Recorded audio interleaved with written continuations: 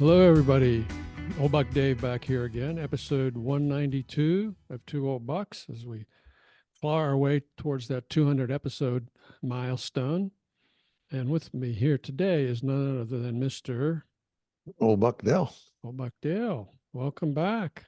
Yep. Welcome again. And we have a special occasional guest here. VV1 is back again. Say hi to everybody, Judith. Hello. Hi. Yeah. So we're up to we got some more. Our IQ went up a lot today. The average IQ of the group went up since Judith joined us, so that's a good thing. Hey, just a quick announcement here, and I just stumbled across this the other day. Apple announced in March that automatically generated transcriptions would be available for any new podcast episodes played on its app via iPads and iPhones that are on the latest Apple operating system. It's funny, I just stumbled across this. I was looking at our episode on my phone, which I normally don't, I normally don't scroll down past the show notes because I wrote them. I know what they say. But I saw, but there's some other verbiage down there, and I looked and I tapped on it, and it was the whole transcript. It was the whole transcript for the episode. So if you're listening on Apple Podcasts and you have the latest Apple operating system, there's something else to bore yourself with. You can actually read our entire episode. So, Dave, I think someone's probably going to turn it into a play. It'll be a tragedy. It'll be a play. Or maybe a comedy. I'd like it to be a comedy. Yeah, a farce. Yeah.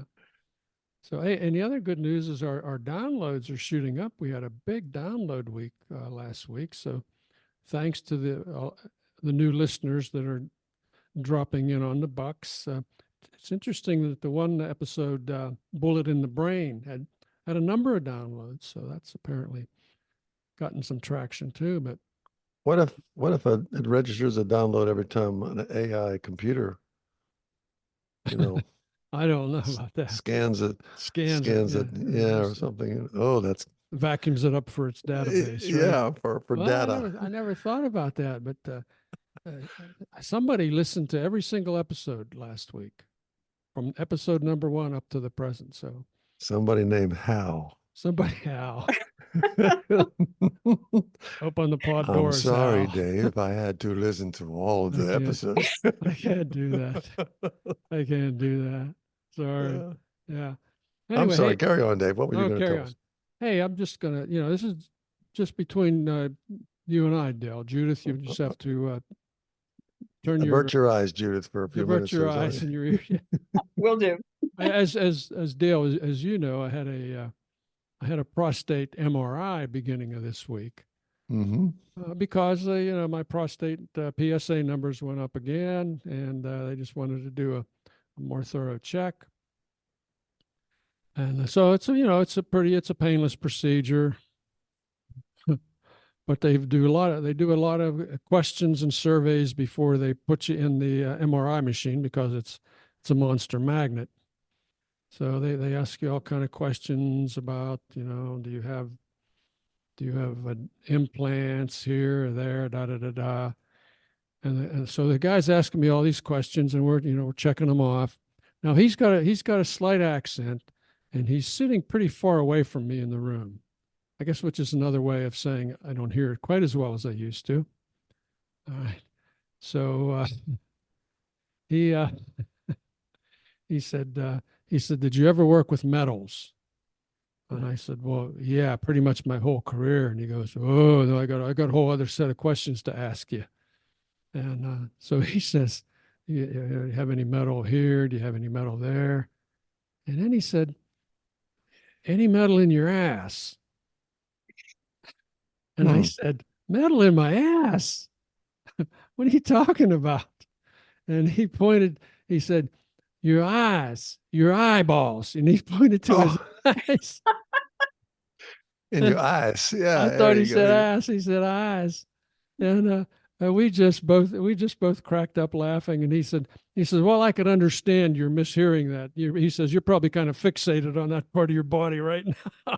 Oh, I can see if there was a little Yeah. speck or something in the eyes, that magnet Oh, might pick it gee. up and Oh irritate yeah, them. absolutely. Well, actually, Dave, I was asked that question once too because I have a scleral buckle in my eye, and at one time they used metal, and before I could have an MRI, I had to get certification from the doctor who did the procedure that it was not one that had metal in it. So that was, Oh, that was an important question. Wow. That, that, Mm. that would be important, yeah. Mm-hmm. But yeah, he and I had a good chuckle over that. A little chuckle before they put you in that big humming tube, a tunnel, Yeah, right? yeah, it was pretty uneventful beyond that, other than just as they were ready to push me in the tube, there were two technicians there, male and a female, and she says, "Let me check your IV before we put you in there." And I said, "What IV?" I said, "I don't have any IV."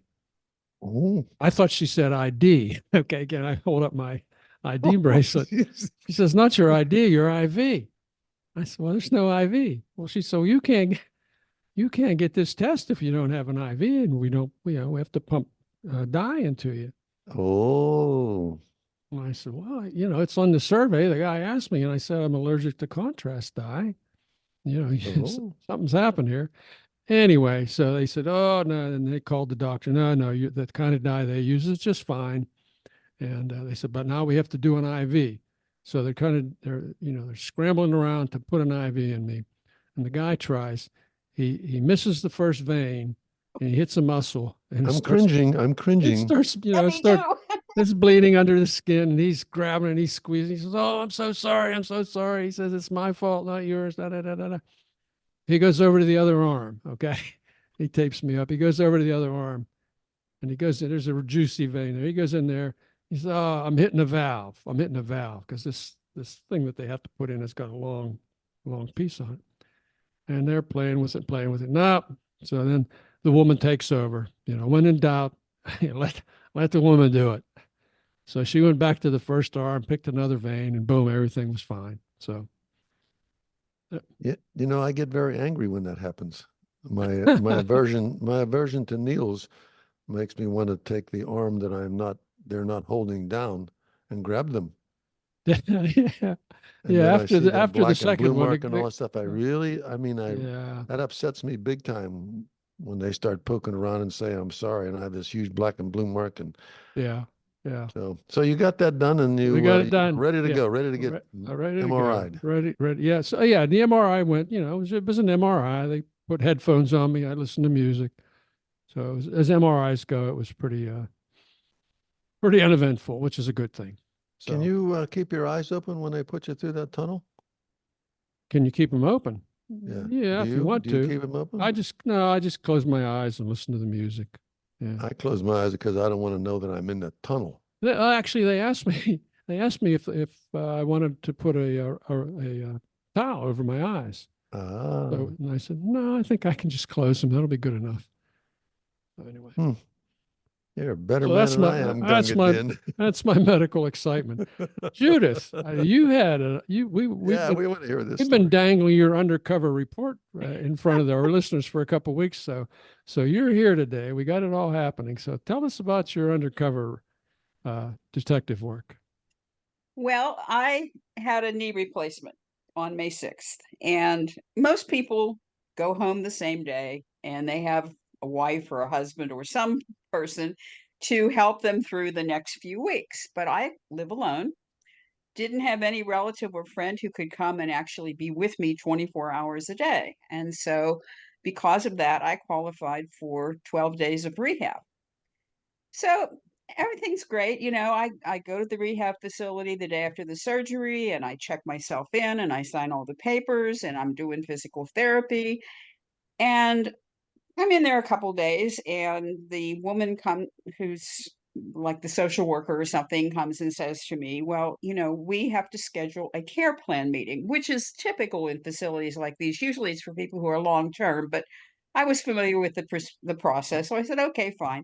She said, but we can't reach your family member. I said, what family member? There's a reason, yeah. I said, well, you listed your brother as your person to contact for emergencies and things like that. So we want him to come to the care plan meeting. I said, I'm my family. I mean, I Hmm. live alone. I drive a car. Take care of myself. I pay my bills. I don't have any family member who's caring for me. Yeah. They just didn't know what to do with that. They- I well, said, I'll come to the care plan meeting. I will speak on my own behalf, and that's all we need. So I called yeah. my brother and said, if they call you and try and talk you into this, refuse. I don't need you there. It was Uh, just weird that it I is, felt like when I walked through those doors, suddenly I was 95 years old and in need of a lot of help. And this continued.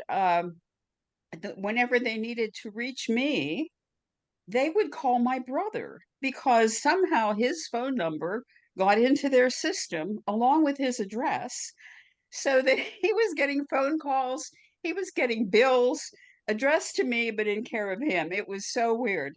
So I'm thinking, am I the only one who's experiencing this? So this was a rehab part of the facility. So it was people like me who were coming out of a hospital and then eventually we're going to go home again. So one day at lunch, I said to the other women, I said, do you feel like as soon as you walk through those doors, they added about 20 years to your age? And everybody said, yes. I mean, it was ah, the weirdest experience. and ah. and I thought, gosh, is this what the future is like? I mean, because this is actually a place that I'm in a continuing care retirement community, but I live in a separate little house where I do everything for myself.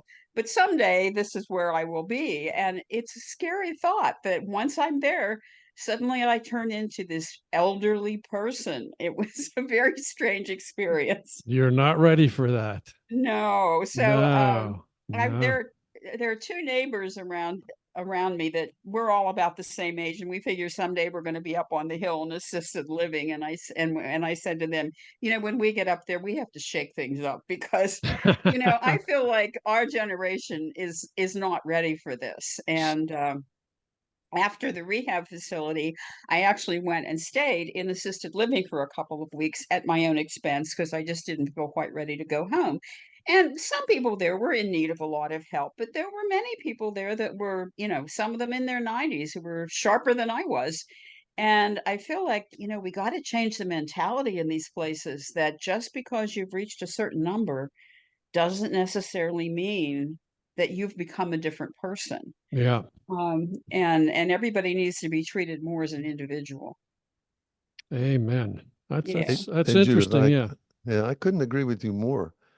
And and I can tell you that as I talk to uh, various health practitioners remotely, they do tend to treat you.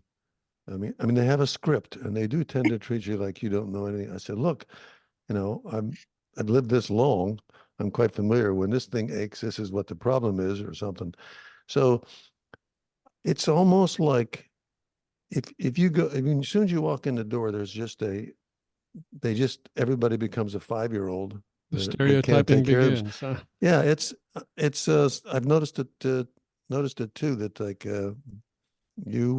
I'm glad you stood up for yourself, but many, many, many people can't, and therefore they set their criteria for everybody being an idiot or hopeless or helpless. So I'm glad you were able to do that, but I hear you. Yeah. Yep. Well, you know what rubs me the wrong way, and it's kind of the same thing on the other end. If we'll go to a restaurant, either just as a couple or with one or two other couples, and we'll sit down, and it doesn't happen that often, but it happens, more than a couple times, especially if it's a waiter. The women don't do this, but the waiters will come, some waiters will come over and say, "Oh, and how are you youngsters today? What would you youngsters like?" And it's like, Don't you we're, hate that? I Oh, do hate that. yeah.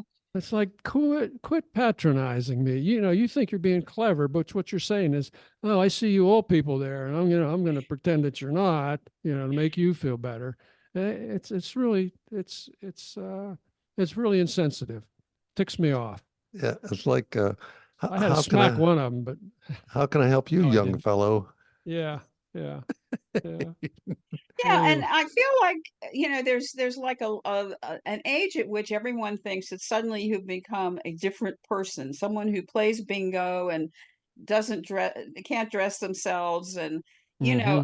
like when I was in the assisted living. Now there were some activities there that were interesting, music and things like that, but too much bingo.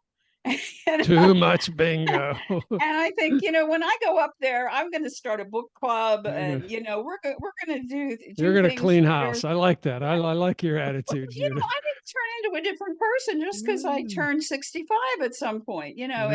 and I know, I think, my mother was lived by herself till she was 95, and she Mm, was still fairly sharp mentally. Now her mm. last 2 years were different, and there were reasons for that, but I come from a family where people who live long don't necessarily get elderly until much later in life, and I Mhm. think I'll be the same way. I didn't change my personality just because I turned a certain age. Yeah. Good. Well, I like that. I like going to that be attitude. the vanguard of this movement here, but my experience was I have some questions to ask you, and I said why, and he said because this is required. The doctor is, can you get out of a chair without pushing off? Can you do certain things? I said, well, okay, I understand those things. You're probably just checking that information will give you some clue to my physical ability. And then sometimes they'll say, um, and how did you get here? I said, I rode my bike. My bike is parked outside here, outside the office there, chained to the pole. I rode it over. Because they want to know if you're doing exercise. Mhm. Mm. And I think about the exercise I get without a car. I walk almost everywhere. You know what I mean? But anyhow, I don't think I'm special. I'm Oh, you're not unique special. in You're yeah, I'm not special. unique in any way, but You're all that unique. helps. All that Every helps to Yeah. keep me moving. So The question that always amazes me, though, is um, when I used to accompany my husband to medical appointments, they would say to him, "Is anyone in your life hurting you?" And I thought, if I was Jeez. hurting him, he's certainly not going to tell you when I'm sitting there. that's an interesting. Oh, is anyone hurting you? Yeah. Well, hey, talking about elderly care, um, I ran into something, one of my little quirky things that I was sitting around and it occurs to me, you know how that goes, Dave, when Mm. something, oh, I wonder what that was. So I know, Judith, we talked about this before. You do the crypto quizzes and I think crosswords, Hmm. the standard like 15 by 15 block crosswords. That's about Yeah. the standard size. Well, for some reason I was doing my daily crossword thing. I try to get that done even before whatever time of day it is. I just start it and stick with it. And I have discovered the methodology of the creator of the crossword. You know what I Oh, mean by that? methodology of the creator. Whoever creates the crossword has a certain A style. certain okay, so you Yeah, kind of if you figure out the style, then you can ace the yeah. crossword. Then you start to pick up the two-word clues or the two-word answers or something. So I'm thinking about all this, and there was one little perplexing question. In fact, I have the puzzle in front of me. The I was kind of stymied, and the number 58 down was called bad behavior. Huh. So I'm having trouble finding. It was a four-letter word that meant bad behavior.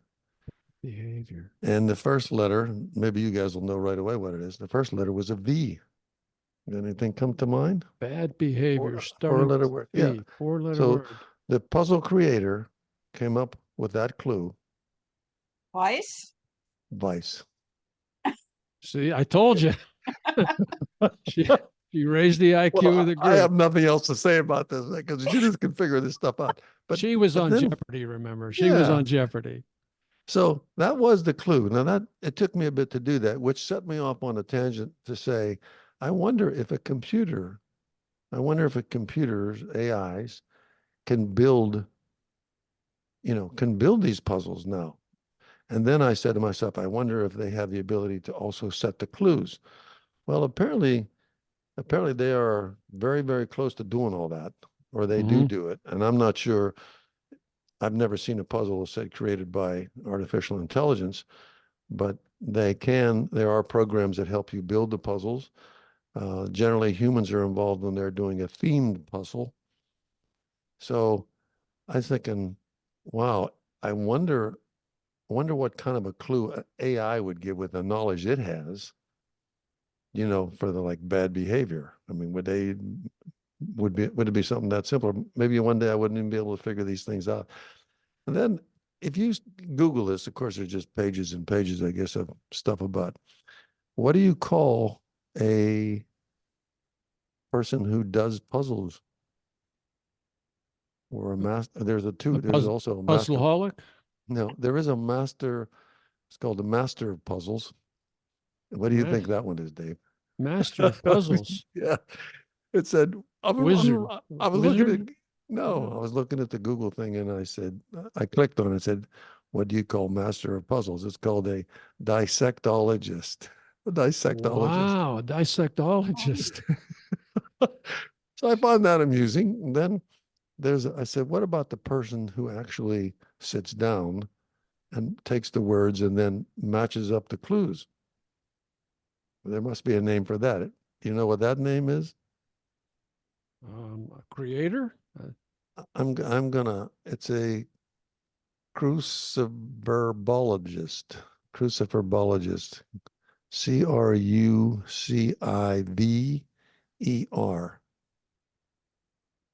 Cruciverbalist.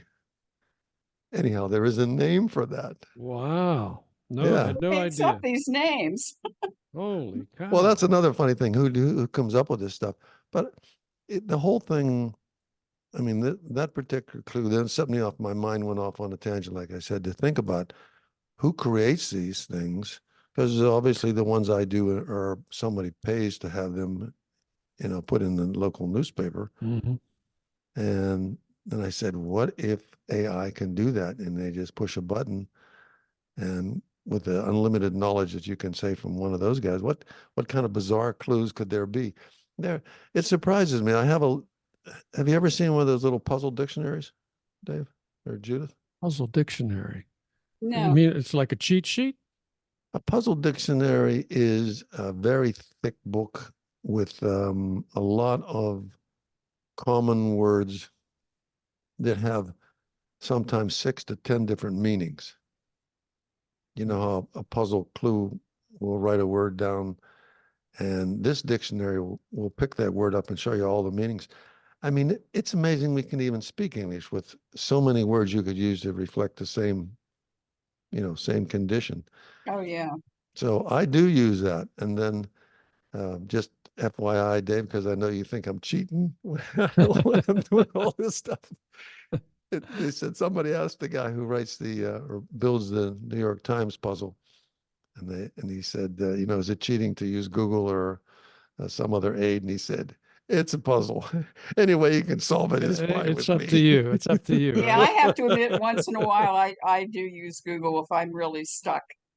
Just because I don't like some of the puzzles I have, you don't get the solution till another week, like on Sunday, and I just can't wait.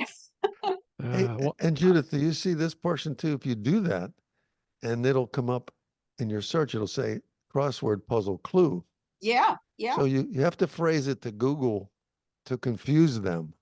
You have to say something different.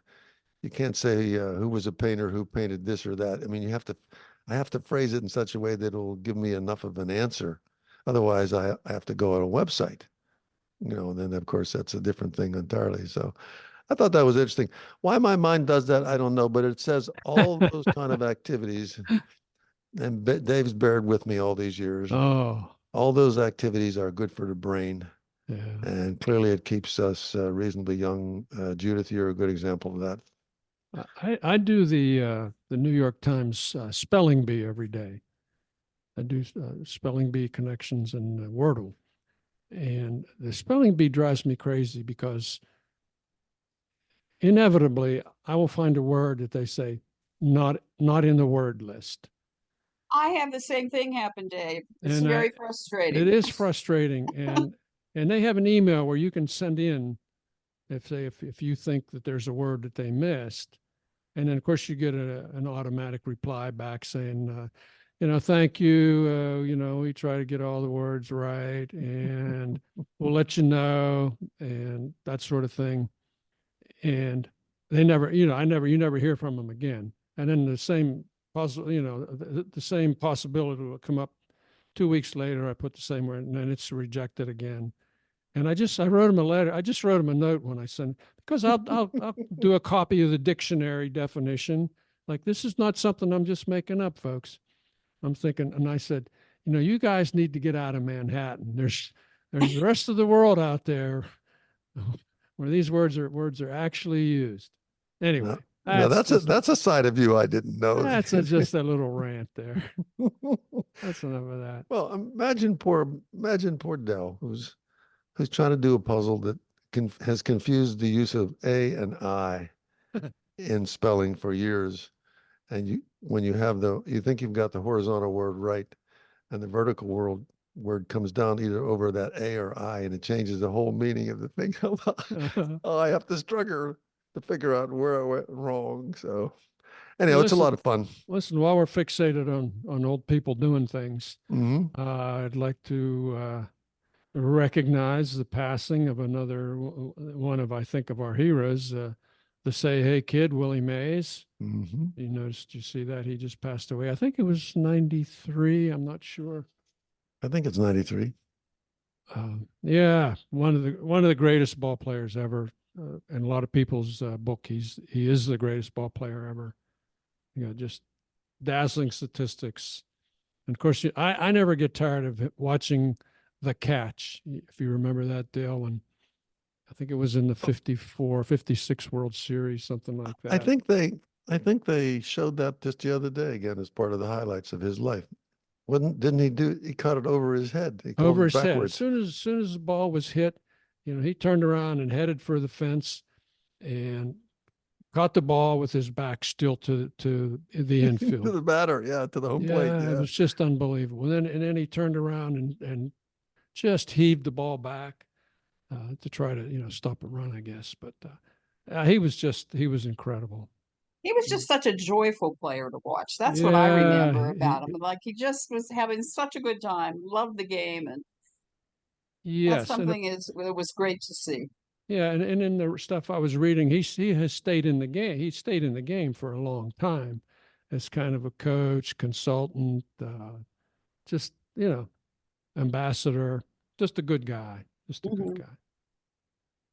Well, that's the TOB tribute to a deserving athletic person, Willie Mays. Yeah. Hey, so I was going to ask you something since Judith's with us. Something came up. Remember, we've talked about it several times, and it's coping with the weather, the heat. Coping with the heat. Yeah, and I'm not gonna go over all of that about how they do that, but something occurred to me the other day.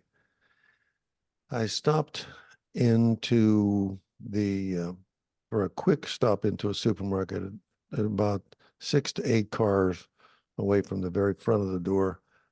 And I jumped out of the car and I said, I'll be right back. And the wife said, leave the car running. Oh, yeah. And I said, okay. Okay, that's the only answer that's acceptable. Yes, ma'am. And so as I'm walking through the parking lot, I cut across a couple aisles, I was just making my way to the shortest distance. And I was amazed at how many vehicles were sitting there idling. Mm-hmm. Yeah. And I said, everybody's either trying to keep the car cool, or somebody in the car that they're trying to keep cool. Keep the spouse happy, yeah.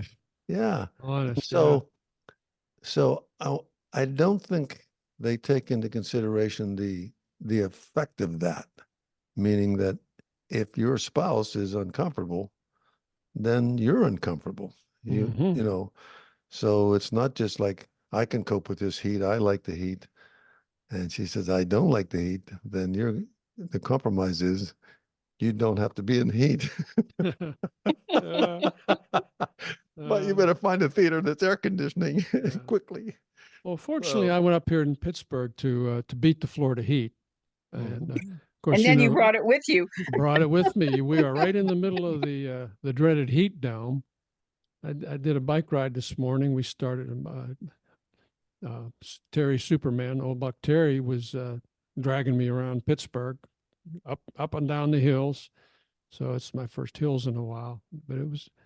But we finished. We only did like 20 miles, but it was all hills basically, and we finished sometime after 10, and the temperature was 88 at 10 a.m. in Pittsburgh, and it's going up to 94 here today. How Crazy. much water did you drink along the way? I drank 2 full bottles. There you go. Took 2 bottles with me, and they were pretty much empty just Mhm. when I got home. Yeah, it was wow. It's cooking out there. You're not walking around too much outside, are you, Judith? Even though Oh, you're, absolutely not. And I had to do a little bit of running around yesterday, so I had water in the car with me in an insulated bag so it would stay cold. And like I'd go out and do something, come in and immediately drink, just because I thought it'd be so easy to get dehydrated, just not being aware of how much, heat you had even in that short time outdoors. It's brutal. Yeah, it is I was nasty. I was working inside. We had the doors shut, although we were going. I was working. I was running the side by side. You know what a side by side is, Judy? A buffer, big buffer. Those No. ones. It's just got a big scrub pad on the bottom of it, and you Okay. hold it like a lawnmower, like an old push lawnmower. Okay, yeah. Well, that thing is pretty. It's pretty ungainly. Most people, anyhow, nobody in my development, everybody here is over 55. Nobody can operate that because if it gets away from you, it just twists everything up and it'll fly right against the wall or go through the door. So I was using that, and I was doing all right with it. And lo and behold, I was sweating, but we were in a fan. There was some fans on, and I was Mhm. cool. But I discovered later that I had not drunk enough water because the back of my legs cramped. You know, when the back legs you can't move them. Oh. They cramp. Oh, Yeah, Yeah. they just get solid. It's like you just can't move them. And I said, oh no, not that situation again. So Ah, I suppose that's a good public service announcement to all the folks running around at our age. And Yeah. hey, you folks, you two got to make in person to our reunion, little high school reunion. I want to give a big shout out to those folks. Wasn't there in person, but I saw their photos, and I appreciate that. And all the best to all those folks. I'm glad you were able to do it. Yeah, it was a fine time last Tuesday. It was good reconnecting with some classmates we hadn't seen in years and years, and some other classmates that we see a couple times a year even. So, but it was nice. It was a good time. And you know who organized it, don't you? I do. She's with us today. She is Yeah, with us today. Yes. Yeah, she's helped us. now wait a minute. It was the Florida contingent that came up with the idea. All I did was send out the emails. All You you guys did have was to all the take hard some credit work. too, because you guys have been Yeah. doing this for a long time. You So sent out the emails. You booked the restaurant. Yeah. Yeah. I still felt good about it. I thought it was pretty cool that you were Yeah. able to do that and get that participation.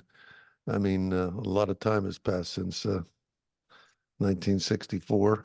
Mm. And so, like I said, I saw the photos, and it was good to see those folks and say hello and thank you guys for putting it together, help putting it together. So yeah, I think we're going to try to do it more often. Those of us who still live close to the hometown, get together because the Well, numbers are dwindling, the and numbers are dwindling. Get it get while you get together can. while we can. Yeah. Get it while you can. Yeah. Yeah. Well, you know what? On that note, I've got some other crazy topics, but they'll keep for next week. So I'd like to say on this hot, steamy weekend day that it's been a pleasure talking to the two of you, and I hope our listeners out there enjoyed the discussion as much as we did. So this is Old Buck Dave saying, take care, everybody, and we'll talk to you next week. also, old Buck Dell saying thanks for listening, and we'll talk to you again. And Vintage Vixen 1 Judith. It's always a pleasure to be here with the Bucks, and invite me back anytime. That's a deal. You are coming back. All right. Take care, everybody. Bye-bye.